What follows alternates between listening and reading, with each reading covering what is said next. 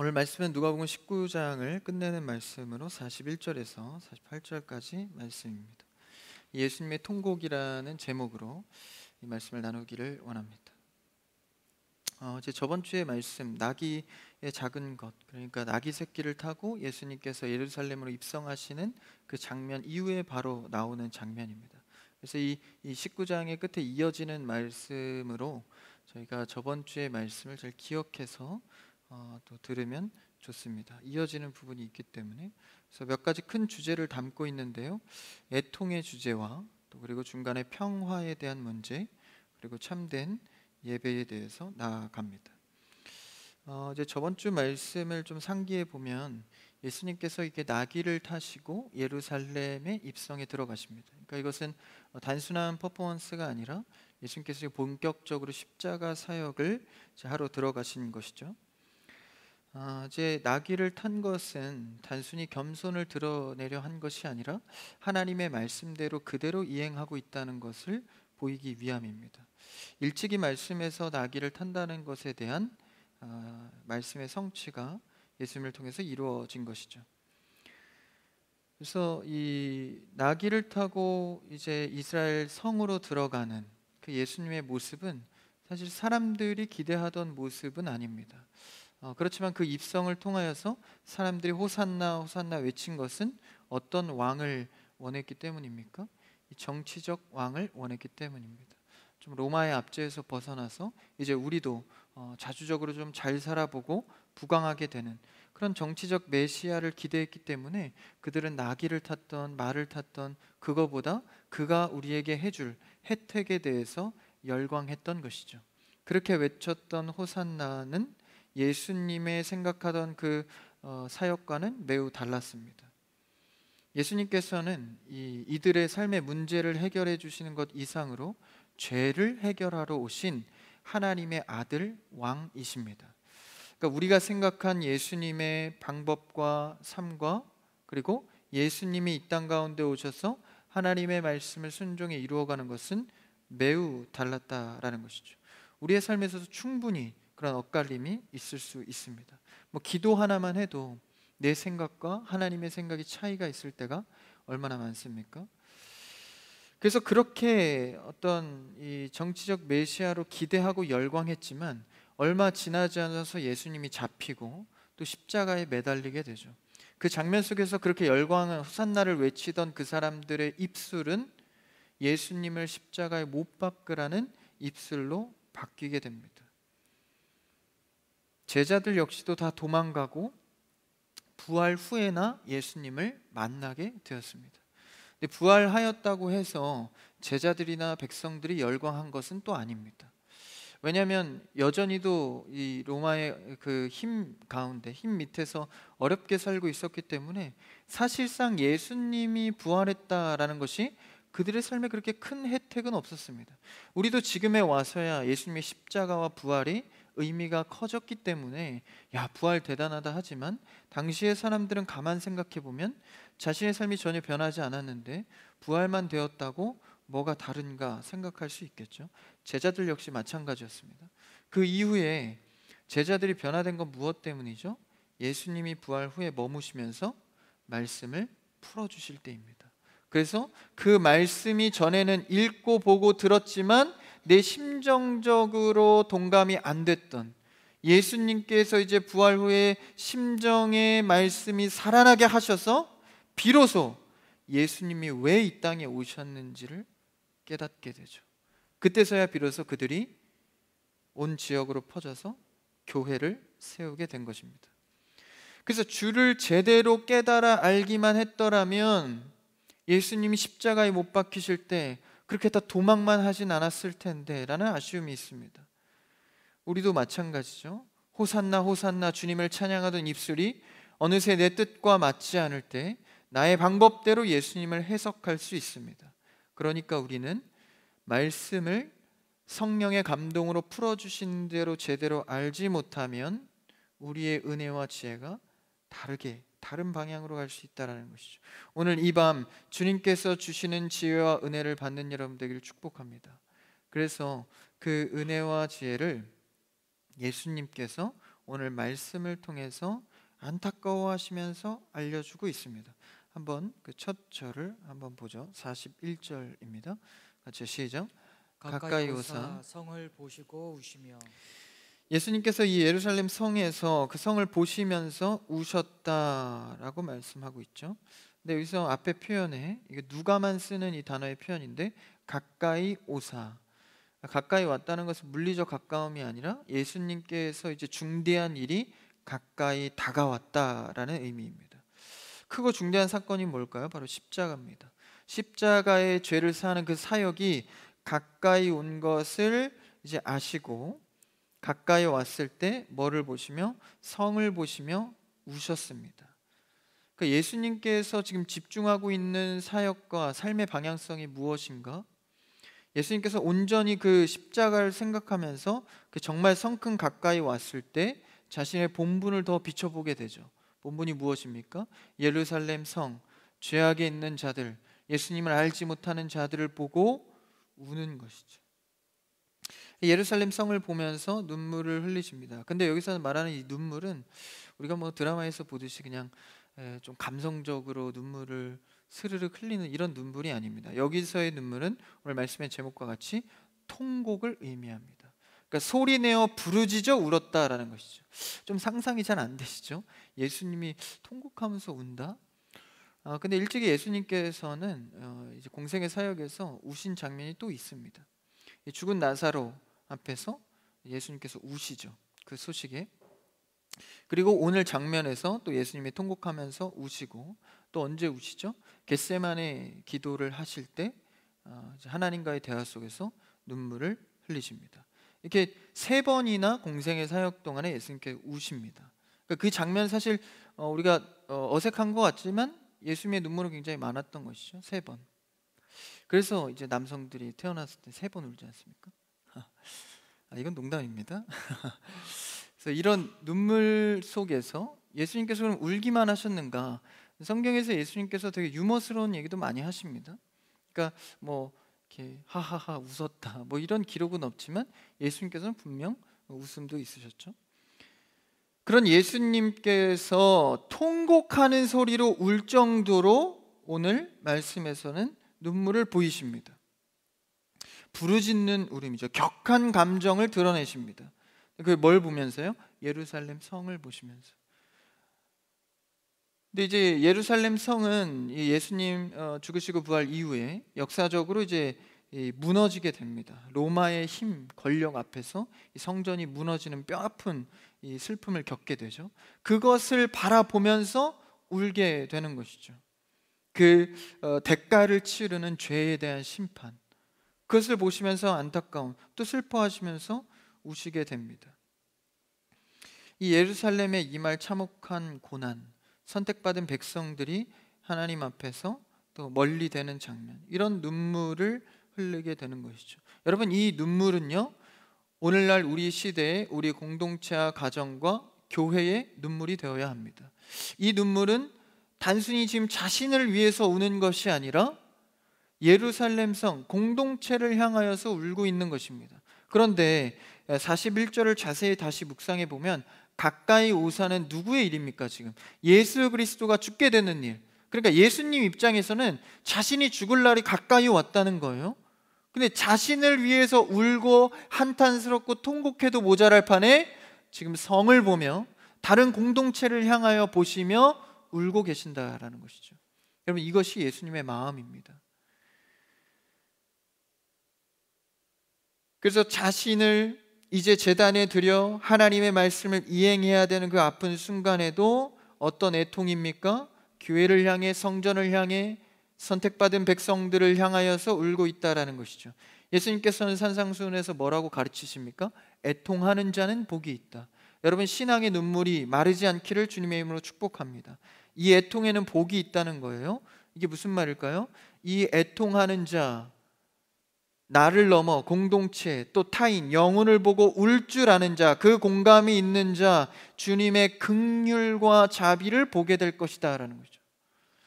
여러분, 주님께서 우리를 긍휼히 여기셔서 자비의 은혜를 베풀길 원하십니까? 그러면 여러분에게 애통의 은혜가 있기를 바랍니다. 그러니까 기적의 시작은 이 애통으로 출발한다는 것이죠. 십자가의 놀라운 사역은 예수님의 기도, 애통 속에서 시작했습니다. 이 눈물은 나를 위한 눈물이 아니었던 것이죠.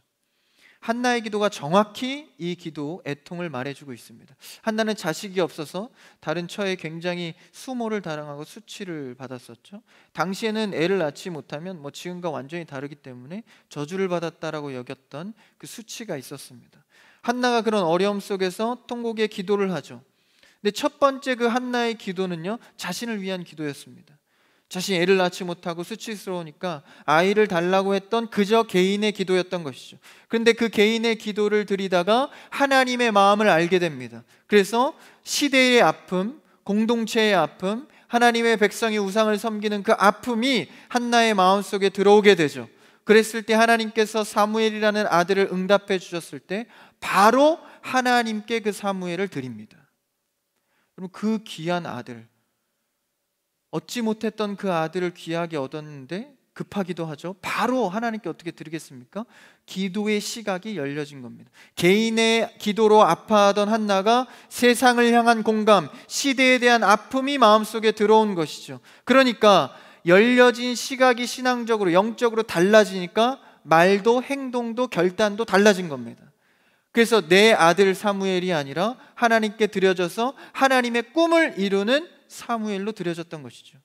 여러분, 신앙의 시각이 열어지는 여러분 되기를 축복합니다.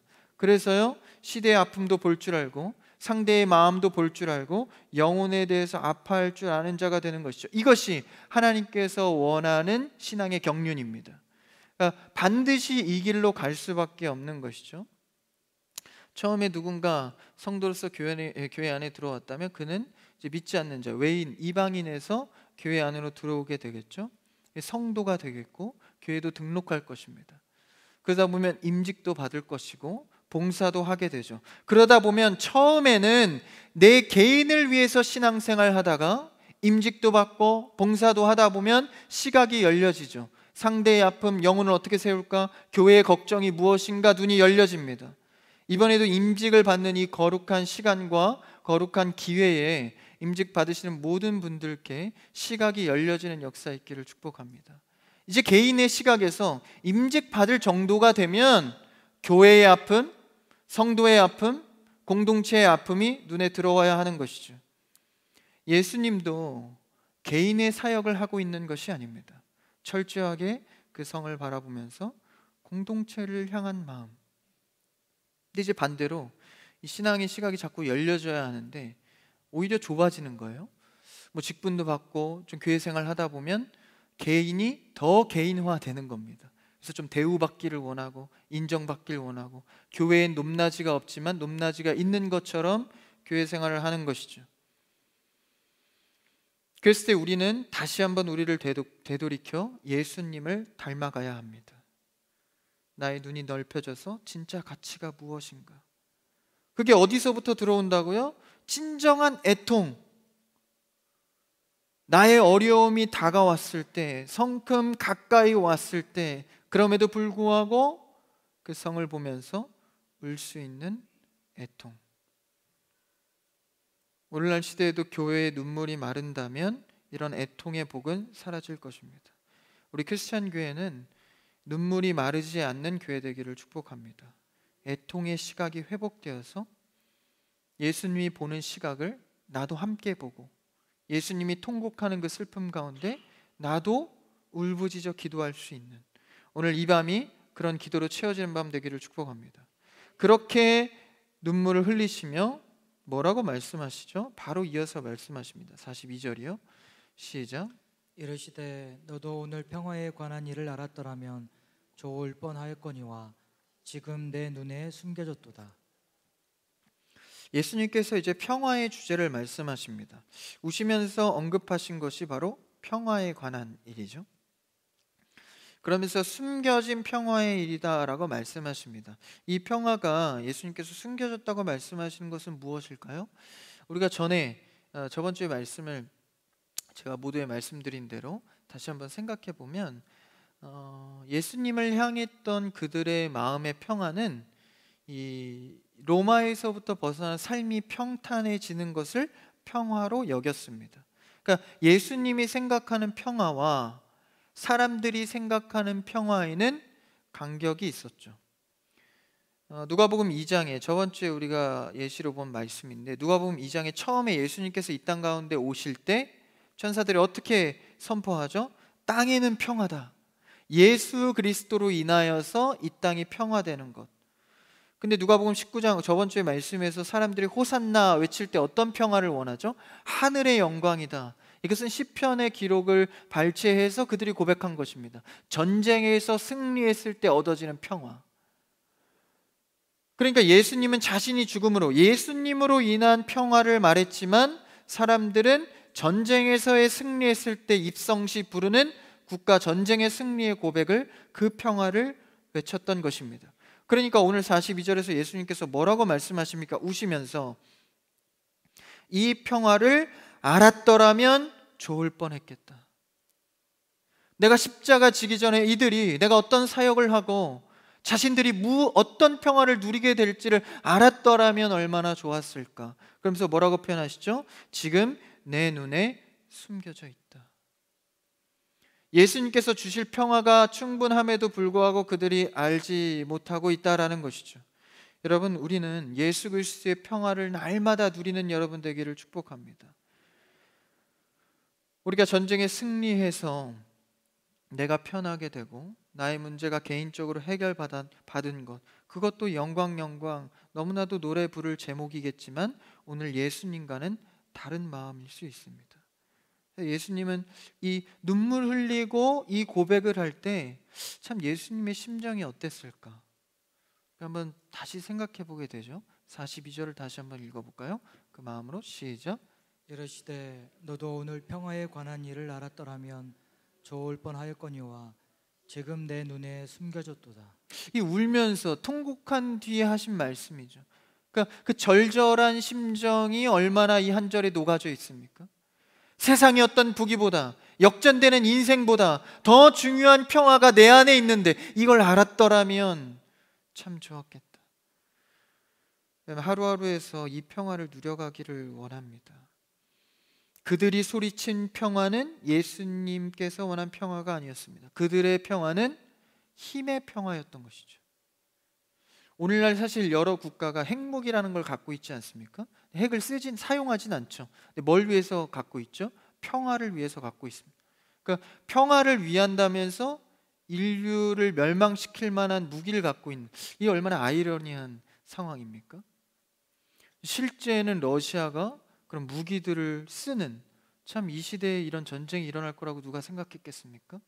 세상은 힘이 있다면 그것보다 더 큰 힘을 가져야 평화가 온다고 늘 여겨왔습니다.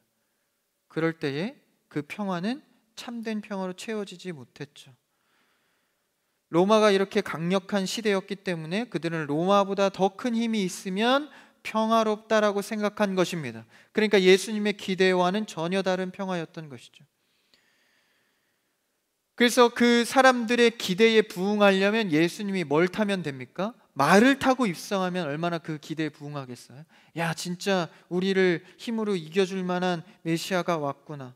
근데 예수님은 사람의 기대대로 말을 탄 것이 아니라 성경의 기록대로 나귀를 타셨습니다.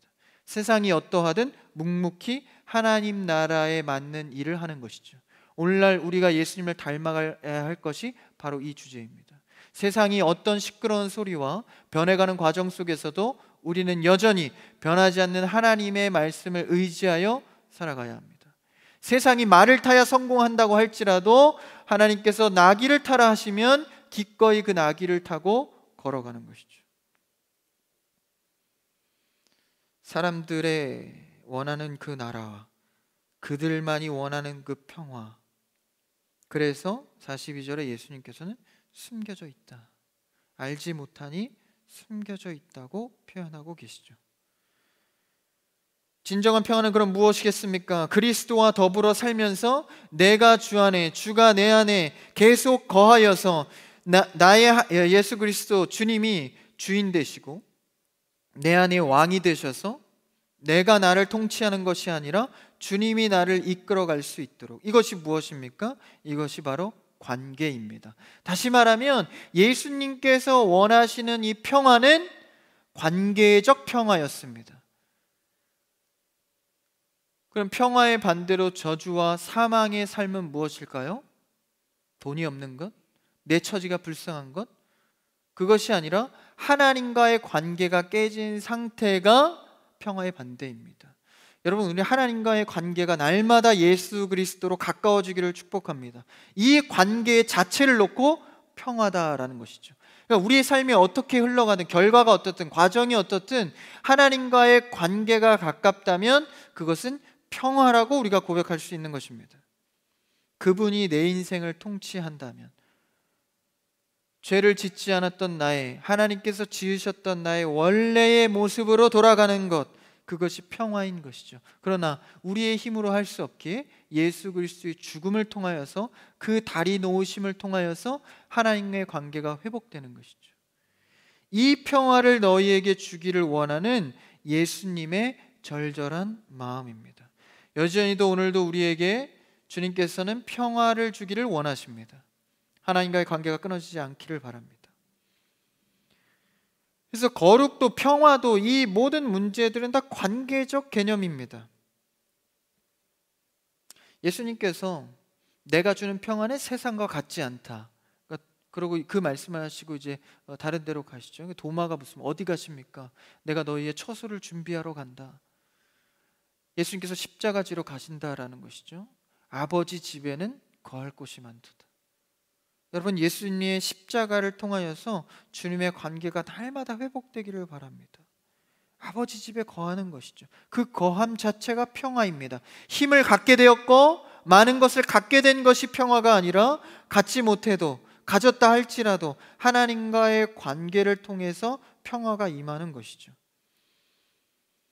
예수님께서는 기꺼이 결국 십자가를 지십니다. 근데 그 십자가는 자신을 위해 진 것이 아니라 성을 보며 우셨던 것처럼 그들을 위해서 십자가를 대신, 죄의 짐을 대신 지신 것입니다. 그들을 위해서 희생한 것이죠. 타인을 위해, 그 영혼들을 위해 대신하여 희생할 때 발생되는 그 가치, 그게 바로 평화였던 것입니다. 여러분, 우리도 예수님을 따르기를 원합니다. 예수님을 따르는 평화로 내가 하고 싶은 것들을 절제하고, 내가 해야 될 것 같은 일들을 인내하는 것, 그리고 나를 낮춰서 타인을 위해, 불쌍한 영혼을 위해, 섬겨야 할 공동체를 위해 기꺼이 내어주는 것, 예수님의 방법대로 살아갈 때 우리 안에 평화가 임하는 것입니다.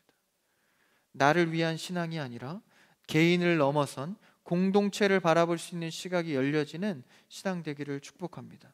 그래서 언제나 내 마음속에는 주님의 평화가 끊이지 않도록 예수님을 닮아가는 것이죠. 나 개인을 넘어 예수님을 닮아 공동체를 볼 수 있는 애통의 복이 있는 여러분 되길 바랍니다. 이 마음을 다한 찬양의 고백을 하나 할까요? 언제나 내 모습, 우리 이 찬양을, 말씀을 기억하면서 같이 하기를 원합니다.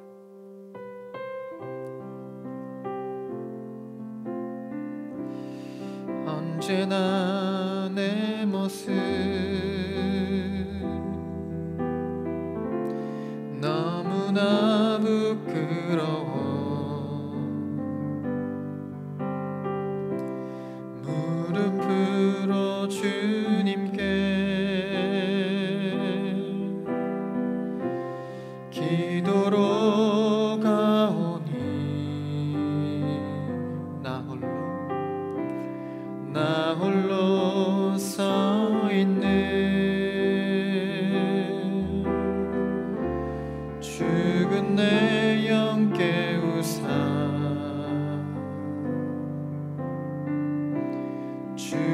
주님만 나를 깨워 내 영 살게 하소서. 주님 내 안에, 주님 내 안에, 내 안에 계시고 주님 내 안에, 주님 내 안에 나를 세워주소서. 아멘. 우리가 날마다 주님을 주인으로 모시며 나를 통치하는 주님을 바라보며 살아가길 원합니다. 그 주님과 관계되어질 때 우리에게 줄 수 없는 참된 평화가 임하게 됩니다. 날마다 우리에게 힘 주시느니 그 예수 그리스도를 따르고 닮아가기를 원하는 것이죠. 그래서 우리에게는 나에게 물질이 있으나 없으나, 힘이 있으나 없으나, 로마에게 압제를 당했으나 로마를 승리했으나 상관없이 감사할 수 있는 힘, 그것이 바로 주님 주시는 평화입니다. 그래서 너무 없다고 기죽을 필요도 없고 너무 많다고 교만할 것도 없습니다. 왜냐하면 우리는, 신앙인은 하나님의 관계로만 평화를 얻기 때문입니다. 그 관계적 평화를 우리가 신앙을 통해 날마다 얻기를 원하는 것이죠. 그 애통하는 마음으로 시작된 그 결과가 평화로 나아가는 것. 그 다음에 더 나아가서 예수님께서 이 성전 정화 사건이 잠깐 등장하는데요. 45절을 한번, 45, 46절을 한번 읽어볼까요? 같이요. 시작. 성전에 들어가사 장사하는 자들을 내쫓으시며 그들에게 이르시되 기록된 바 내 집은 기도하는 집이 되리라 하였거늘 너희는 강도의 소굴을 만들었도다 하시니. 예수님께서 이제 성전을 정화하시는 사건이 나옵니다. 이것은 이제 사복음서 모두에 기록될 정도로 유명하고 잘 아는 말씀이죠. 근데 이제 누가복음에서는 가장 신사적으로 기록했습니다. 가장 자세히 기록한 책이 요한복음인데, 요한복음에서는 채찍을 일부러 만드셔서 이제 분노하시는, 그래서 이 비둘기 파는 자들 다 내쫓지 않습니까? 자세히 기록을 하였는데 누가복음에서는 그렇게까지는 기록을 하지 않았죠. 근데 이제 요한복음에서는 사역 초기로 실어놓고 있고 나머지 복음서에서는 좀 뒤쪽 후반부에 기록하고 있습니다. 그럼 이제 성전 정화를 2번 한 것이냐라고 주장하는 사람도 있지만 그렇진 않습니다. 한 번이지만 상황과 이 시간에 따라서 그 집중에 따라서 좀 뒤에다 옮겨놓은 것이죠. 어쨌든 이 기록에 대해서 이제 채찍을 만들어서 이렇게 내쫓을 정도면 이제 의도적 화입니다. 의도적 분노죠. 그러니까 예수님이 철저한 계획 속에서 그들을 내쫓는 분노를 하신 겁니다. 그러니까 이 장면을 보고 뭐 예수님도 화냈네, 우리도 화를 내자 뭐 이렇게 하는 것은 아니고 계획된 어떤 의도를 가진 화입니다. 어떤 것 때문에 예수님께서 분노하셨죠? 성전 안에서 비둘기 파는 자, 그러니까 성전에서 이렇게 예물을 파는 자가 있었습니다. 근데 이것은 불법한 것은 아니었는데 왜 이것에 대해서 분노하셨나? 이 성전 안에서 이 비둘기, 뭐 다른 이 재물도 팔았지만 비둘기라고 하면 가장 이제 돈이 없는 사람들이, 서민들이 재물을 바칠 때 갖고 오는 재물입니다. 근데 그 비둘기 파는 거, 비둘기를 재물로 갖고 오는 사람들에게까지 이 돈을 챙기는 거죠. 예를 들면 이제 비둘기를 갖고 와서 그 검수하는 사람이 그 앞에 있습니다. 그럼 이 재물은 흠이 없는 걸로 드려야 되잖아요. 그럼 이제 비둘기를 이렇게 막 살펴보는 거예요. 근데 이제 꼬투리를 잡아서 야, 이 비둘기는 안 된다, 저 옆에 가서 상인이 있으니까 바로 새 비둘기로 사와라 하는 거예요. 그러면 장사하는 자나 성전 맡은 자나 아무래도 그 협작 관계가 있겠죠. 부정한 것들이 있을 겁니다. 그래서 그런 재물을 아무리 갖고 와도, 그리고 멀리서 오는 사람들은 아무래도 재물이 좀 상하지 않습니까? 그럼 양 같은 거, 염소가 비싸지 않습니까? 그런 것들도 이제 꼬투리를 잡아서 사게 하는 겁니다. 그 이익과 차액을 챙겨서 그들이 배부르는 것이죠. 이것은 당시의 시대상을 정확하게 반영하고 있는 겁니다. 종교 지도자들도 당시에는 가장 부자층이 종교 지도자들이었습니다. 이런 상인들의 돈, 그리고 세금, 그리고 당시에는 성전 화폐가 따로 있었습니다. 그러니까 갖고 오는 화폐를 또 환전해야 되니까 환전하면서 그 환율을 굉장히 높여서 그 돈을 또 취하고, 이런 돈들이 너무 많았기 때문에 당시의 성전은 다 부자였습니다. 그래서 성전이 농장을, 주변의 농장을 다 사서 이 종교 지도자들에게 관리하게 해서 많은 이익을 취하는, 당시의 시대장이 이렇게 극도로 치달았기 때문에 예수님은 이 시대에 대해서 분노하고 있는 것이죠. 이게 거의 서민들에게는 폭발 직전이었습니다. 이 억울함과 이 시대의 어려움들, 그 폭발 직전의 때가 되매 예수님이 이 땅 가운데 오신 것이죠. 사실 악하면 악할수록 예수님이 다시 올 때가 사실 가까운 것입니다. 오늘날 시대만 봐도 그것을 충분히 알 수 있죠. 그때 예수님은 분노하셨습니다. 그러나 오늘 말씀에 비춰볼 때 사실 이 분노는 그 내면에 무엇이 있는 겁니까? 애통이 있는 것입니다. 시대를 아파하는 것, 성전과 성전 안의 사람들, 지도자들을 보면서 사실 하나님은, 예수님은 마음을 아파하고 있는 것이죠. 내쫓으시면서 가르치지 않습니까? 그래서 예수님께서는 이 시대의 아픔 속에서, 이 애통함 속에서 자신이 무엇을 위해 이 땅 가운데 왔는지를 가르쳐주고 있는 것입니다. 그때 여전히도 이러한 예수님의 모습을 보고 47절에 대제사장들과 서기관들, 백성의 지도자들은 그를 죽이려 할 뿐입니다. 이익이 되지 않으면 죽이는 것이죠.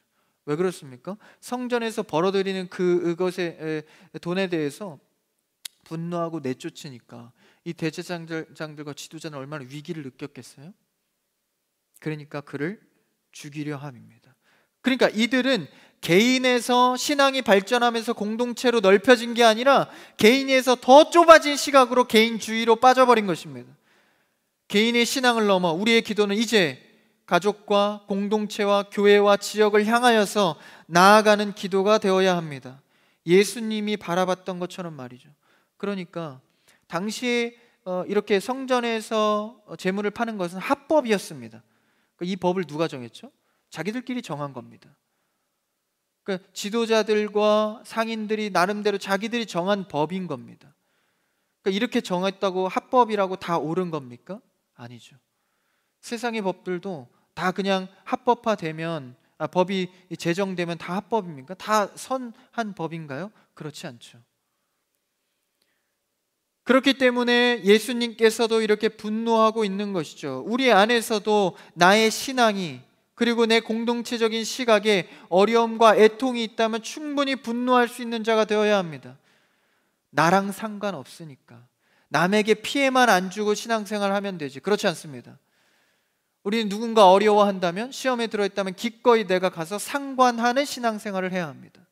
누군가 맨날 교회에 늦고 교회 주일 성수를 못하고 있다면 나만 잘하면 되지가 아니라 권면해야 합니다. 때로는 신앙의 분노도 해야 하고 가르쳐야 하고 알려줘야 하는 것이죠. 나와 내 가족만 신앙생활을 잘한다고 끝나는 게 아닙니다. 왜냐하면 하나님께서는 반드시 신앙생활이 흘러가고 발전할수록 우리의 영적인 시각은 넓혀지게 만들기 때문입니다. 그래서 영혼을 보고 아파할 줄 아는 자가 믿음의 성장이 있는 것이죠. 우리 크리스찬 교회는 다른 교회의 시대상을 따라가는 것이 아니라 예수님을 따라 영혼에 대해 아파하고 애통하고 기도가 확장되는 여러분 되기를 축복합니다. 오늘의 말씀은 애통으로 시작하여서 그 사람들의 평화의 문제와 성전의 문제까지 애통의 모습으로 예수님은 바라보셨습니다. 우리도 예수님의 이 애통하고 통곡하는 마음을 닮아가기를 원합니다. 그곳에서 참 평화가 이루어지고 시대와 타인과 영혼을 놓고 공감할 수 있는 참된 크리스찬 되기를 축복합니다. 오늘 이 밤 기도할 때 여러분의 심령이 회복되기를 원합니다. 예수님의 마음처럼 애통하고 통곡할 수 있는 참된 평화를 누리는 여러분의 신앙 또 가정 되기를 주님의 이름으로 축복합니다.